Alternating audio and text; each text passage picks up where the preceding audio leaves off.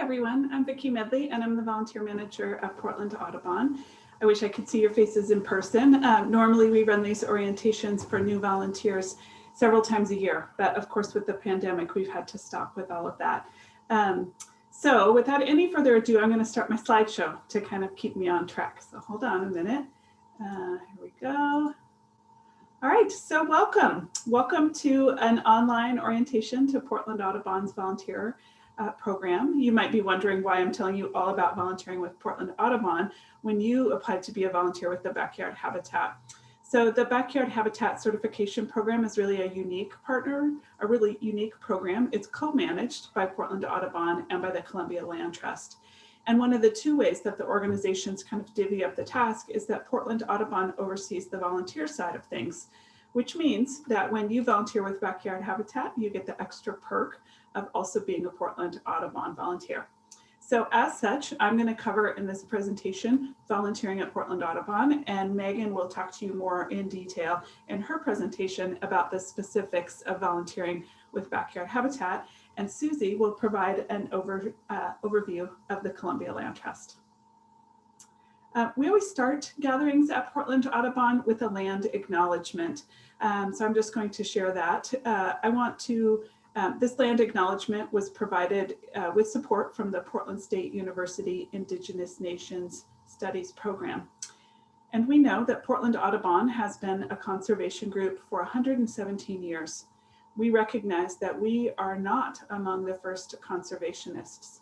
The land that we celebrate today rests on the traditional village sites of the Multnomah, the Claflamet, Clackamas lands of the Chinook, the Tualatin Kalapuya, Molalla, and many other tribes who have made their homes along the Columbia and the Willamette River. Portland has the 9th largest urban Native American population in the United States, with over 380 federally recognized tribes. We acknowledge systemic policies of genocide, relocation, and assimilation that still impact many of the Native families today, and we thank the descendants of these tribes that are still present. The other thing that we always do at Portland Audubon is begin with our community agreements. So we really strive to create a culture that's inclusive and equitable, diverse, open, respectful, and engaged.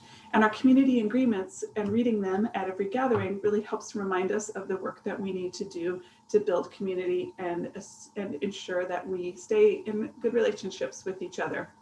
So it's a little awkward to just read through the screen, but I'm going to go ahead and do it anyway. We ask that as a community that we stay engaged, that we share our truth responsibly. We ask that you examine your intent and be accountable for your impact. We listen to understand.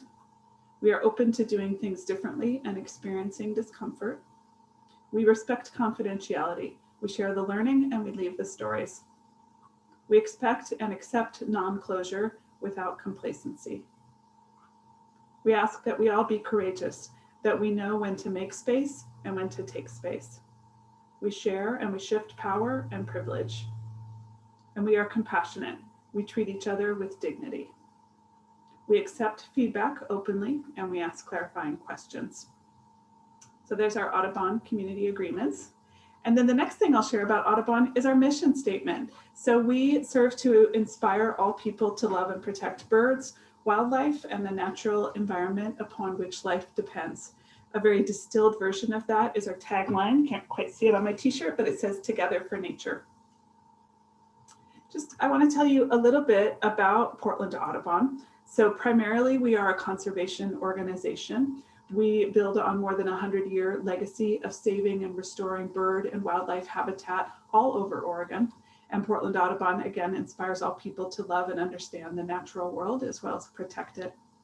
We're also an education organization. Our program inspires all people of all ages and identities to explore and connect with the natural world and to help build a sustainable, equitable future for all life.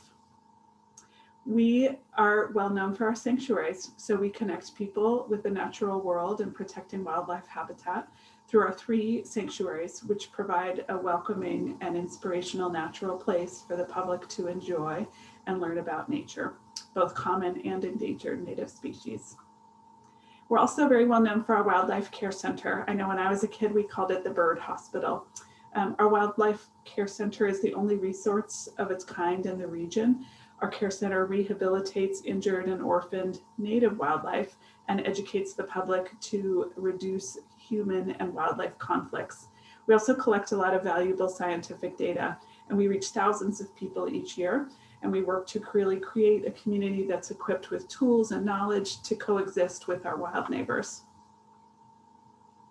Here's a bit more about Audubon and some numbers. So normally, not during COVID times, our education program reaches 6,000 children and 5,000 adults per year, and has literally reached hundreds of thousands of people throughout our history. We do have about 450 volunteers who regularly devote their time to help us reach our mission.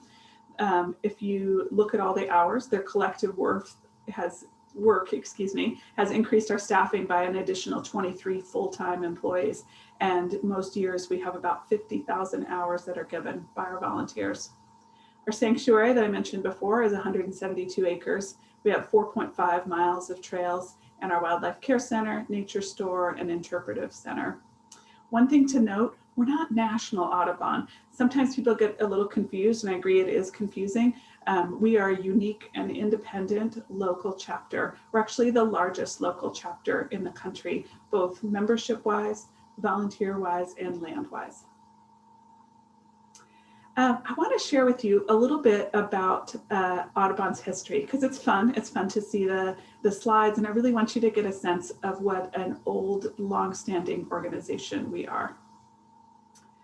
So just to kind of orient you a bit, and I hope that a lot of you have been up to Audubon. If you haven't yet, this is your invitation to come up and enjoy our sanctuaries. So here's the Willamette River to orient you a little bit. This is the west side. Chapman Elementary School. Some people know Chapman. It's where the Swifts are. And this is Cornell Road, and it leads right up to Portland Audubon. Yeah, so there we are. We are situated in Forest Park, which is over 5,000 acres of city park with over 80 miles of soft surface trails. And it's 7 miles long along the eastern slope of the Tualatin Mountains, and it sort of overlooks northwest Portland. And we are part of the coastal range, and our sanctuary is in the Balch Creek watershed. So if you think big to small, we're in the coastal range and Balch Creek watershed. As I said before, we know that we are not the first inhabitants of this land. We primarily sit on Chinook land. And I just want to show you a few these are really like interpretations. Of course, there were no photographs that were taken about when what the native populations looked like or thought to have looked like long ago. So it is estimated that there were 150,000 Native Americans in our region. I put some names on here of some of the Chinook that lived along the lower Columbia River. And I think it's interesting to see the native names compared to the local places. So the Tlasset people, which are now the Clatsop people on the mouth of the river, the Showalter Chinook around Willapa Bay, the Wakikiam on the lower north bank of the river, the Galamet, or now called Claflamet, on the lower south bank of the river, and the Malnumaks, or the Multnomah people, in the Sauvie Island and Portland Basin, and what's now known as the Clackamas people along the Clackamas and Sandy River. And this information is from the Lane Community College book, information about the Chinook people. Of course, European American settlers started to severely impact the ecosystems almost immediately after arriving. And by the time the Lewis and Clark Corps of Discovery came through in 1805, these West Hills were covered in a dense coniferous forest. Their ancient Doug firs were massive, sometimes towering over 300 feet and sometimes 15 to 20 feet in diameter. Our forest overstory was codominant with 3 species, as backyard habitat folks, you probably know this, Doug fir, western hemlock, and western red cedar. There were also smaller numbers of grand fir and black cottonwood, red alder, big leaf maple, madrone, western yew. And much of the forest that existed here before 1850 was used up within 90 years. And the stage of regrowth in the forest depends on when it was last logged or burned. And you can see, of course, some of the settlers here and some of the logging that they did, early logging. I want to show you a slide of kind of our first founders. So they were all volunteers like you. We did not start with the name of Audubon. In fact, originally we were located in Astoria and we were called the John Burroughs Society. John Burroughs was an early conservationist and naturalist. We were organized in 1898 by Reverend W.R. Lord, such an impressive name, so that is him. He was our first president. And in 1902, we became the Oregon Audubon Society before we moved over to Portland. In 1968, we became the Audubon Society of Portland. And just recently in 2019, we simplified our name to Portland Audubon. There's a few other people in this slide that are going to come up in a minute. One is Herman Bowman, one is William Finley, and then later you'll see Willard Elliott in our slides. Excuse me. So right away, here's our founder, William Finley. He wasn't our first president, but he's known as one of our founding fathers. He was the second president, one of the main founding figures of Portland Audubon. So he and his colleague and partner, Herman Bowman, were responsible for some really groundbreaking nature photography, and they helped win the protection for cherished public lands across Oregon through a creation of a series of wildlife refuges. They were responsible for Malheur and for Klamath. So in a project with OSU and the Oregon Historical Society, we have over 6,000 of their photographs online and open to the public. And you will see in a lot of these early photographs, they have this really dreamy look to them. And it's because they're slides that have been hand painted. All right, next slide. So here's some pictures of William Finley, our second president, and Herman Bowman. So they went around the state photographing wildlife. And I love this picture here. These are flickers climbing all over them. Flickers today would not climb all over you. And here's a neat picture. I just love this. Again, they've obviously been boating down some river and they're using their paddles to create a tent. And this is how they traveled across our state. Here's some other early pictures of Portland Audubon. Early on, we had a strong education program teaching kids and adults to know and love nature. One of our earliest leaders, Mamie Campbell, and other members really worked tirelessly to get nature studies into the schools, building birdhouses, birding competitions, things like that. And in honor of Mamie Campbell's work, we annually award the Mamie Campbell Award, bestowed upon a select few of our most dedicated volunteers. And this is at Lent School in the early, I think it's about the 1930s. And here's another picture again of an early birding club. And then just a little bit of timeline about our sanctuary. So I'm going to kind of come back to our land. So we do have this 172 acre wildlife sanctuary that really exists today due to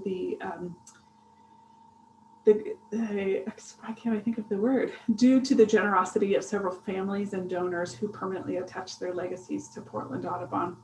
So we did buy our first parcel of land in 1929. We bought 12 acres on what had formerly been a dairy farm. And then in 1930, the Pittix, of the Pittick Mansion, donated 18 acres. And then you can see in 82 and 83, we got the Utah Sanctuary.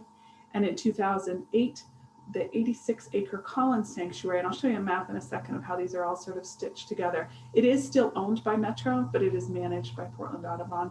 And then in 2018, the Kehoe family, just recently, donated 22 acres, and that has been named the Catherine Lynn Kehoe Sanctuary. It's not open yet. I'll show you where it connects. And this map that I'm showing you now is a little bit old. So just to orient you again, it's kind of the same as the picture I showed. This is Cornell Road. All of this over here is Forest Park. This leads up to the Pittick Mansion. And here's Portland Audubon. So if you've ever been up, the red star is the nature store. Most people do know our nature store. And everything on this side is the lower part of our sanctuary. We do call it the lower sanctuary. We'll look at pictures of the pond and things. And you can see the different names of the sanctuaries that I just mentioned, the Pittick Sanctuary, the Collins, the Utah, and then up above here will be our new Kehoe Sanctuary, and that will connect us all the way to Burnside, if you can believe it.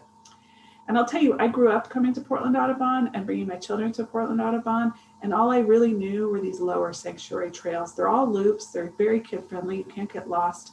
But what I never knew until I worked at Audubon was that we also own the land, the uphill side of it. And next time you come up, just do yourself a favor, and if you're able to, hike these trails. They're quite beautiful, very remote feeling. They look a lot like Forest Park, but a lot fewer hikers. Here's some early pictures of when we did buy that land. So this was our first bird sanctuary sign, and this is in the early 1930s. And then I want to show you just a little bit of what the creek bed looked like when we first bought it. So this is Balch Creek in the 1930s. It was a dairy farm, and you can tell that it was heavily disturbed by cattle. Again, this is one of those dreamy slides. And then fast forward, this picture was actually taken in the early 2000s. So clearly from the 1930s to the present, Audubon staff and volunteers have really worked to restore Balch Creek and our property. This is back to, I pointed out, Willard Elliott. I do think this photo is a little stretched out, but he did get a little wider over the years. He was one of our founding fathers and then became our first caretaker. And the next picture of his wife, Lillian. Lillian Elliott was our first really wildlife rehabilitator. This bird sitting on her finger is named Cheery. He was our first education bird.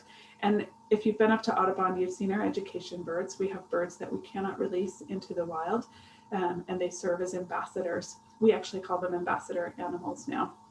So there's Cheery. And then I want to show you some photos of some of the first buildings. So, oh, I see there's a typo here. This should say Audubon House, not Audubon Hours. But in 1930s, we got a plan from an architecture to build this very grandiose building. And the plan to make it involved logging our old growth timber in order to build this building. But budgets and site constraints made for a much more modest construction of what we call the Audubon House. And this was built in 1949, so it took them a while to get this done. And this Audubon House is still there. This is our nature store. It's a little hard to get your bearings, but if you ever come up, this is our nature store. We do have a pond. It's not a natural feature. Our pond was actually hand dug with a shovel and a wheelbarrow. It's not a natural feature, but it is one of the rare open water sources in Forest Park. And it is beautiful for habitat. They're red-legged frogs. I saw a giant Pacific salamander up there in the fall. There's a lot of birds that come through and visit. And so we're all very fond of the pond and we keep it. There's another kind of neat natural feature, which is, we jokingly call this Portland's first eco roof, but it is overlooking the pond and it's just a sweet place to gather and have a snack or something on a rainy day. I told you at the beginning we have 3 sanctuaries. I want to talk about some of the other 2 sanctuaries. So first is Marmot Cabin, or the Joe and Amy Miller Sanctuary. So this property was donated in 1977. It's 91 acres in the Mount Hood National Forest. It is gorgeous. This is from standing on the deck overlooking, and that's the Bull Run watershed in the back. In 2018, we did a major campaign to remodel the interior so that we could host outdoor schools in camps there. We also have 2 beautiful yurts that we use for education. It's not open to the public much. We have to be really careful about how many cars and things go up there. Mostly our education department uses it. And then the other sanctuary that we have is the 10 Mile Creek Sanctuary. So in 2007, we were donated 200 plus acres of coastal old growth forest. It is, my notes say, it's a reserve of extraordinary ecological importance. It includes the largest intact stand of coastal temperate rainforests of Sitka spruce and western hemlock in the lower 48 states. There is no public access to 10 Mile Sanctuary. At times you can join an Audubon trip to go in and see it, or you can do a community science project counting marbled murrelets to get to 10 Mile. So I'm going to fast forward a little bit to Portland Audubon today. So today, again, I'm going to go over a little bit of our different departments. The first and primary is conservation, and then education. We'll talk a little bit more about our sanctuaries. We have the development department and the nature store. Here's a picture of our staff. This is a couple of years ago. We're a staff of about 35 folk. Our director, Nick Hardig, is right here. Is Megan in this photo? I can't remember. I don't see Megan here. But JP, a lot of you know JP. Here's JP. He works with the Backyard Habitat Certification Program. And I think this was in the time in between staff, so Megan hadn't quite arrived yet. We are primarily a conservation organization. Really at the core of Portland Audubon's mission is protecting Oregon's wildlife and habitats on which they depend. In our early years, we successfully advocated for the creation of the first wildlife refuges west of Malheur, Klamath, and the Three Arch Rocks, as well as many of Oregon's national forests. We've been a pioneer in the field of urban conservation, recognizing that nature close to home is also critical for the health of our communities. So we've worked for decades to build and protect and restore a system of interconnected urban and rural conservation. So we've played a key role also in protecting globally significant populations like the spotted owl that you see here. Our conservation goals or priorities now are one, and this is where you come in, making Portland Metro the greenest in the nation through the Backyard Habitat Certification Program, as well as reducing avian hazards, and that's our Bird Safe and Lights Out campaign. We do protect birds and bird habitat through activism and advocacy. We do involve the public in wildlife research through community science, and as a Portland Audubon volunteer, you'll hear more about community science. And as we've talked about, we manage the Wildlife Care Center, the oldest rehabilitation center. So I put a little blurb down below here. We are passionate about conservation of forests, grasslands, urban areas, coastal marine reserves, Central and Eastern Oregon, and imperiled species. Our education department is excellent. We know that people protect what they love and understand. We offer a welcoming and inclusive place to connect with the natural world and with each other. I want to show you just kind of a bit of what our education department provides. For youth, there are all sorts of camps and outdoor schools, in school and out of school programming, overnight trips and day field trips, and programming with underserved youth through different partnerships around our community. And for adults, we offer all sorts of virtual and now again in-person classes, bird walks, presentations, and eco tours, both in the Northwest and beyond. Our nature store, some people still call it the bookstore. My mom's actually a volunteer up there. She always refers to it as the bookstore. It did primarily start as a bookstore and is well known for our nature books and our field guides, as well as our optics. So Audubon, we talk about optics, which are spotting scopes and binoculars and tripods. And we're one of the, leading places in town where people come to buy optics. We also have gifts and snacks and souvenirs, and our little tagline is where the profits, are for the birds. We do have a robust membership and development program. We have 14,000 dues paying members. Our membership department also does grant writing, major gifts, capital campaigns, things like that. And then we have two large fundraisers, and you may have heard of or been involved in these. The first is the Wild Arts Festival. It's one of the premier artist festivals showcasing wildlife, art, and wild art of all types.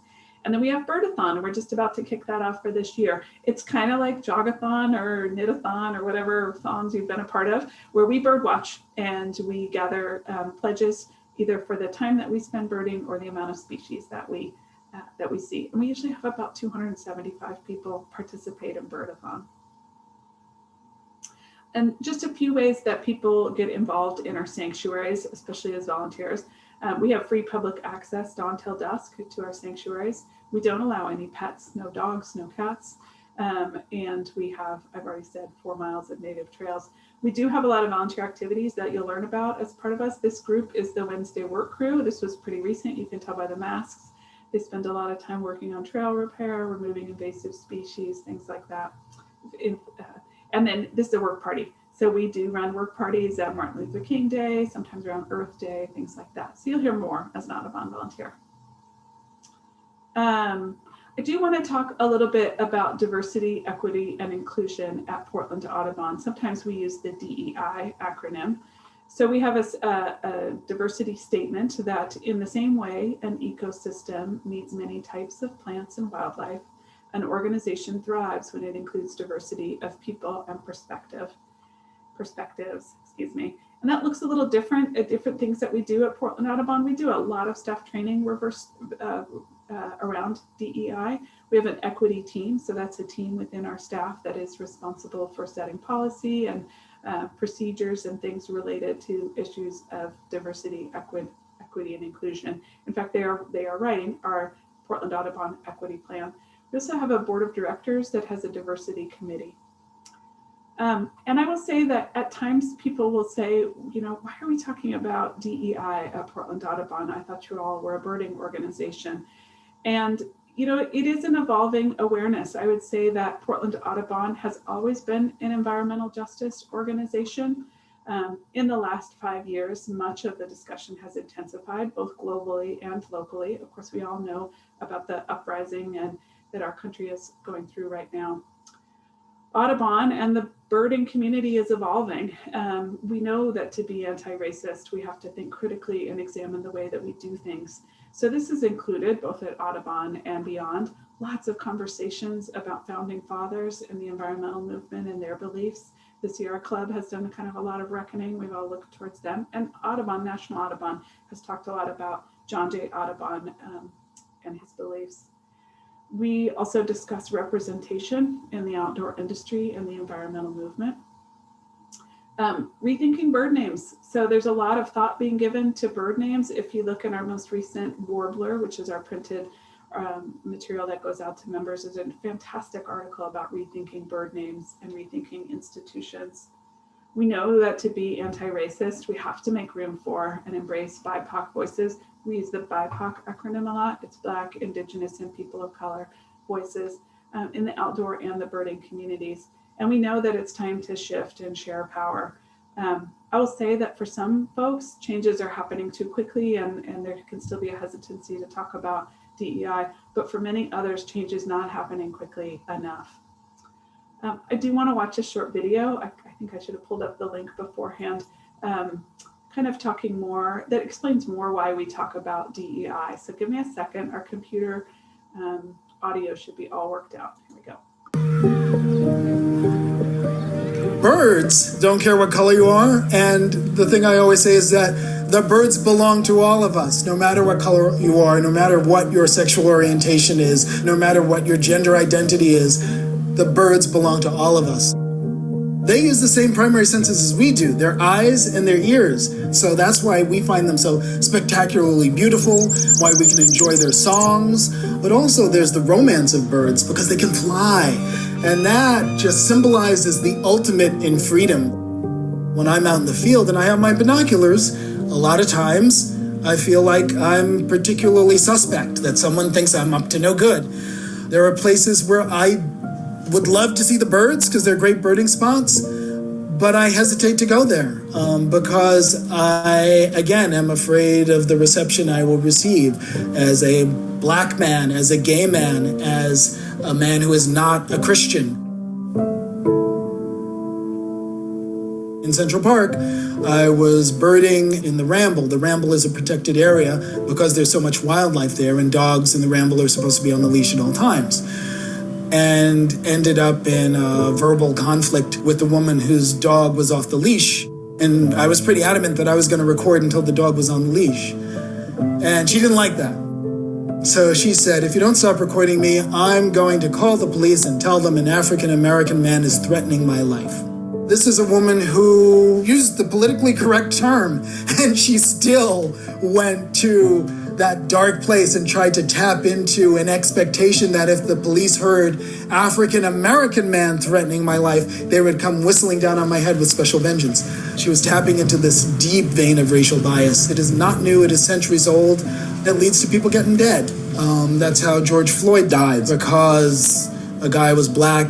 This white cop decided it was okay for him to keep his knee on his neck for 8 minutes and 46 seconds until he was dead. It's what led some white suburban homeowners to chase down a man going for a jog and shoot him dead and then say it was self-defense.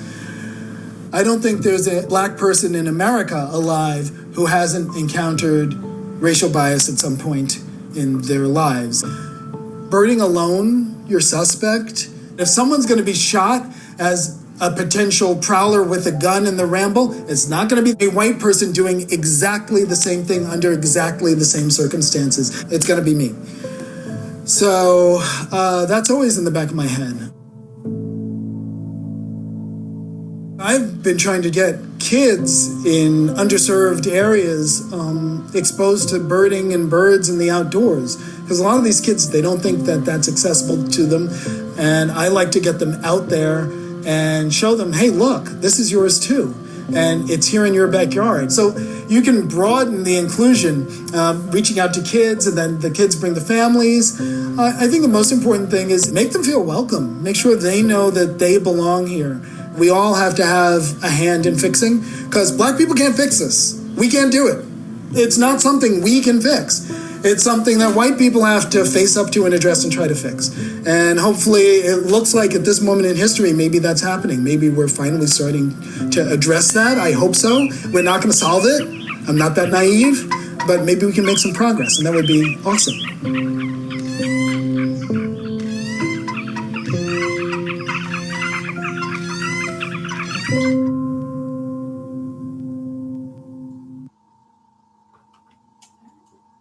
Get my video back on track here. All right, so that's Christian Cooper. I think a lot of you have probably heard his name. His interaction that took place in the Ramble was on the Friday before George Floyd was killed, that same weekend. So I guess I want to talk a little bit about what you can expect as a volunteer at Portland Audubon regarding diversity, equity, and inclusion. We do share a lot of articles and podcasts and videos and resources in our newsletters and in our emails, both with staff and volunteers and supporters. Many of our programs, our social media posts and our special events have a DEI focus or lens. Recently, we've had a lot of, we call them nature nights, so they're evening lectures, and they've been quite focused on accessibility, inclusion, things like that. We might coach you on tools that you can use. We try, and that was in our community agreements, to be open to feedback. So we really want to work on making all of the public feel welcome as they interact with our spaces and with our programs. And we'll practice giving and receiving feedback as we learn and grow together to become more anti-racist. Our goal is not to guilt and shame. Our goal is to help build a more welcoming and inclusive organization. And you saw we have over 450 volunteers. So as volunteers, you do represent Portland Audubon. So we all can work together to try and solve, or not solve, as Christian Cooper says, but make some headway on some of the issues. Speaking of kind of representation and inclusion, I want to just point out that there's lots of ways that people do that or may do that. And at Audubon, we have name tags. I should have put mine on. And it's optional to put your pronouns on your name tags. A lot of people identify with different sorts of pronouns. And most of us and our staff have those pronouns in our signature line. It's a little bit like laying out the welcoming mat to people who may, whatever pronouns they may use, by us recognizing them in our name tags and our email signatures, it just helps people feel a little more welcome. I want to talk just a little bit about volunteer expectations at Portland Audubon. So we do want you to positively represent Portland Audubon. We do wear uniforms and name tags. That looks different in Backyard Habitat. Megan will talk about that, what sort of name tags you wear. You can see that these folks have on kind of a similar t-shirt to what I have on, Portland Audubon t-shirt. We do ask that you track your hours in Better Impact. And if you're watching this, you have interacted with Better Impact. It's the way that we track volunteer involvement, the way that we sign up for shifts, things like that. Whenever we can, us as staff will go ahead and log hours. So like at the end of the training, you know, you might ask Megan, or she may say, I'm tracking your hours. You don't have to worry about this one. We do ask that you park in the correct places. So if you come up to Audubon, it can get really crowded on the weekends. We ask that our volunteers not park in the main parking lot, but park on the road or park on the upper side, the north side, south side of Cornell. And same thing when you're out in the community, especially if you're doing yard visits and things, just be really mindful of where you park. It can become a contentious issue in Portland. We do ask that you follow through on your commitment. We really count on people to get this work done, volunteer work. And so if you signed up for something, just come. Of course, if you need to cancel, that happens. But for the most part, we really want people to be there. We ask that you just help us maintain a safe and secure facility. That's more up on our campus. We do have a lot of folks that walk through, and it's just good for us to be aware if anything's going on. And we want you to be as inclusive and welcoming in your language and actions, especially when you have on that Audubon t-shirt. Again, you're out there representing us. I also want to tell you just a little bit about some of the volunteer benefits. We're not all work at Portland Audubon. You will receive a one-time, one-year membership. That'll come probably about after the training. I'll submit all, it might take a couple months, I guess that's what I'm saying, but I'll submit your names to our membership department, and soon you should get a card in the mail. It is a fabulous opportunity to keep up or build professional skills or other things. I mean, you all are doing a lot of learning about native plants, which is fantastic. We do have volunteer only events, like we call them oven bird walks. If you're a birder at all, we don't have oven birds out here on the West Coast so much. But there used to be a cafe called the Oven Bird Cafe, and volunteers would gather there to do bird walks. And so we've kind of turned our walk into the oven bird walks. They're not happening during COVID. This is a picture of an oven bird walk. I usually try and take a picture. And when I stood up to take the picture, a bird flew by and everybody looked at it. But it is led by volunteers. It's our volunteer leader, and they're free and open to all Audubon volunteers. We also do quite a bit during Volunteer Appreciation Week. So you'll be invited to events and things like that. And you really, this is one of my favorite parts about being involved in Audubon, is you will build your awareness of conservation issues. You can participate in alerts to end coyote killings or protect ravens, look at dark skies in Portland, all sorts of things, which is really, I appreciate it as an Audubon staff member. And you get a 15% discount at our nature store. So just tell them you're a volunteer. They'll look you up in the Better Impact software and give you that discount. Just a few other kind of helpful things to know. If you are ever, this is more again focused on our campus, but if you're ever up at campus, we do have a lost and found at the nature store. So if you leave anything, or if you're up there and people say, oh, my kid lost her jacket, go to the nature store. We have restrooms. Normally we have restrooms on campus. Right now we just have a porta potty that we clean every day. And you should know, if you head up to our campus, there really is very poor to no cell phone service. So don't take a lift up there and then expect to be able to get one on the way back. It's really hard to get cell service. As a Portland Audubon volunteer, once you go through the training and Megan and I mark you active, you'll start getting volunteer communications. So those usually look like about 2 emails a month that have other things that are going on. So you're always welcome to sign up for other events and other activities. Some take some additional training, some do not. But we have like plant sales and different sanctuary work parties, things like that. We do have a volunteer council. It's a little bit like student council, and you have a representative from Backyard Habitat. So she'll keep her ear to the ground and kind of work with the other representatives from other areas, and talk about what's going on in Backyard Habitat. And if people ever have feedback or things that they want to see, you can always approach Megan or I, or kind of to look for your volunteer council representative, and that's Ruth Ann Carruthers. And safety. So if you ever have an incident out in the field or up at Portland Audubon, please let us know. We want to make sure that we document it and take care of any issues. And then the last thing I'll say is youth volunteers. So you're welcome to bring your kids to events, unless sometimes there's an age connection or an age limit connected to them. Volunteers, if you have young people in your life, they can volunteer along with you up until they're 16, and then after 16, they can volunteer on their own. If they're on their own, I do have a permission slip. So if you have questions about youth volunteers, you can just let me know. And that's it. That's all I have for today. I look forward to meeting you in person. Once you're an official volunteer, you'll get more emails and things from me. So thanks so much for joining Portland Audubon. And see if I can turn off the record.